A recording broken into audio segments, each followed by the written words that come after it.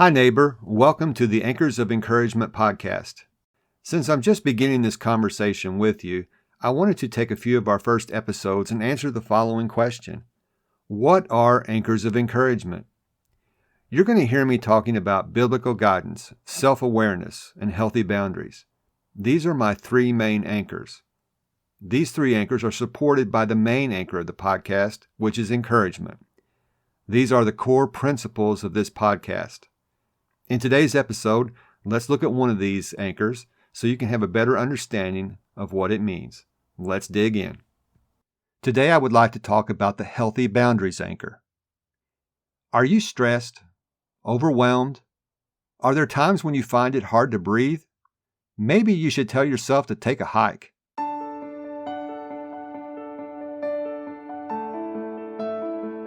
Hi neighbor, welcome to Anchors of Encouragement. I'm Tim Maudlin, husband, adoptive parent, Bible class teacher, and the persistent encourager. Did you finally realize your dream of having a family only to have your happily ever after turn into a nightmare? Have you ever been told you're failing your kids? Life can be tough. Storms in life are inevitable, but there are ways to remain anchored when life knocks the wind out of you. In Anchors of Encouragement, my mission is to throw adoptive parents a lifeline and be your anchor, to teach you biblical solutions for modern-day problems so that you can weather the storms of life too. If you're ready for real and raw talk that leads to peace beyond comprehension so you not only survive but thrive in life's storms, this podcast is for you. Hope and healing are on the way. Healthy boundaries can be a challenge to establish. It's easy to neglect yourself. When you give until you have nothing more to give, it doesn't do anyone any good, let alone yourself. Those of us who are selfless and want to do things for other people, to be encouragers to other people, it's easy to get into this mindset trap. I believe one of the solutions to this mindset trap is to practice what I call selfish selflessness. Those of us who are selfless, who want to do things for other people, we really need to take a step back and think about what that's actually doing to us and to the people we want to help, because it's not doing anyone any good if we have nothing more to give. I believe it's possible to step into a healthy boundary. Now, what do I mean by that? I have a couple of quotes that I would like to share to help explain this concept better. The first comes from Thomas Jefferson. I really love this quote. He was such a gifted wordsmith, and here's what he said. Walking is the best possible exercise. Habituate yourself to walk very far. We talk so much today about establishing good habits, and I love how he put this. Habituate yourself to walk very far. He's saying walking is a good habit to establish. Now let me share the context of this quote to help understand exactly what he's talking about. He says the object of walking is to relax the mind. You should therefore not permit yourself even to think while you walk, but divert your attention by the objects surrounding you. Walking is the best possible exercise. Habituate yourself to walk very far. I have another quote as well. This one comes from Seneca. He said we should take wandering walks so that the mind might be nourished and refreshed by the open air and deep breathing. I know whenever I'm having trouble catching my breath, if I can just get outside for a while, I can be refreshed. So I want to encourage you to step into this healthy boundary. You also might think of it this way. I want to encourage you to step into solitude. Whenever I'm stressed or overwhelmed or find it hard to breathe, I step into solitude. I escape to a literal healthy boundary, a dirt path in my yard. I don't know what my neighbors think about this. One of them said, well, I see you outside walking your dogs. Another neighbor sent me a text one day after I was walking, and he said, I'm praying for you, Tim. I don't know what kind of vibe I was putting out there, but that was okay. I could tell he cared. But that's not going to stop me. I'm going to keep walking. There are too many benefits to it, even if my neighbors might look at me kind of strange. One of the things I really enjoy about it, it's time in nature. I love listening to nature.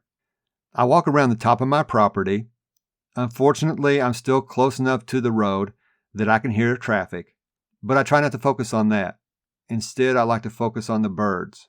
They serenade me every time I go out there to walk. It's really cool to listen to them. Just before I recorded this episode, I went outside for a walk. I like to clear my head and collect my thoughts. It rained this morning and was still drizzling, but I really don't mind that. I wear this large hat that protects my head from the sun, and I love hearing the sound of rain through the trees. Even when it had stopped raining, you could still hear the sound of the drops of rain falling from leaf to leaf. I just really find that relaxing. Now, I also have some companions from nature who walk with me. I like to take my dogs on these walks. We have some of the best conversations. Neither of us say a word. We just walk around the yard. My cat also likes to walk with me. This is rather funny. He will run up ahead of me and just plop himself down in the middle of the path, and he waits for me. I know what he wants. As soon as I get there, he wants me to pet him. But here's the game we play. I will put my boot on his body, and he will even let me put my boot on his head, and I just gently rub it back and forth. As soon as I'm done and start walking again, he'll run up at about another 50 feet and plop down in the path again, and we play this a few times. It just cracks me up. I've even been known to walk with other animals. One night I was walking with my dog, and I looked off in the distance, and there was a deer walking down my path. She was walking on the path. She had seen me well before I saw her. She got pretty close, and then my dog saw her. And he didn't bark, but he kind of made a move toward her, and she ran away. Well, I thought that was it. But the next day I'm out walking, and here she comes again. And it got to the point where she would walk all the way up to me, and she would let me pet her. That was just amazing. I couldn't believe it. I have video to prove it if you ever want to see it. I also remember a time years ago when I was in college. One night in the winter, it had snowed. And I remember asking a friend of mine if she would like to walk around campus. So there we are, the two of us, walking around with no one else outside, no cars, and I remember how quiet it was. The snow had muffled all the sounds, and it was so peaceful. It really is something to just get out in nature and enjoy it. I always feel better after I'm done. Now, typically when I walk around the property, it's only around 20 to 30 minutes, but that's just enough time to really do a lot of good. Let me share with you 3 benefits that I've experienced from walking.